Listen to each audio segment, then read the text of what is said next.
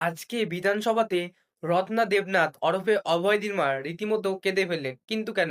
মুখ্যমন্ত্রী শুভেন্দু অধিকারী দাদা বলেছে, অভয়াকাণ্ডের সাথে যারা যারা জড়িত আছে তাদেরকে প্রত্যেককে খুঁজে বার করে কঠোরতম শাস্তি দেওয়া হবে। এই সরকারকে মানুষ ভোটে জিতিয়েছে অভয়াকাণ্ডকে সামনে আনার জন্য। তাদেরকে প্রত্যেককে যেন কড়া পদক্ষেপ নেওয়া হয় আর খুঁজে খুঁজে বের করে যেন কঠোরতম শাস্তি দেওয়া হয়। আর পুরো কথাটা মুখ্যমন্ত্রী শুভেন্দু অধিকারী দাদা কি বললো মন দিয়ে শুনুন, মনটা তোমাদের জুড়িয়ে যাবে। যত মহিলাদের উপরে, বোনেদের উপরে, কন্যাদের উপর অত্যাচার হয়েছে খুঁজে খুঁজে বার করব। আরজি করের বিচার হবে। গোটা বাংলায় আমাদের কাছে দিয়ে এনেছে। অভয়ের বিচার দিতে 3টে আইপিএস কে সাসপেন্ড করেছি,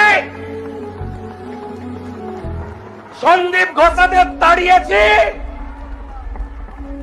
বাকি যা আছে পরিষ্কার করব।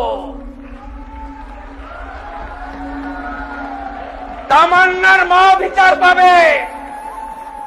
রামপুর হাটে ওই 6 বছরের আদিবাসী কন্যা, তার পরিবার বিচার পাবে।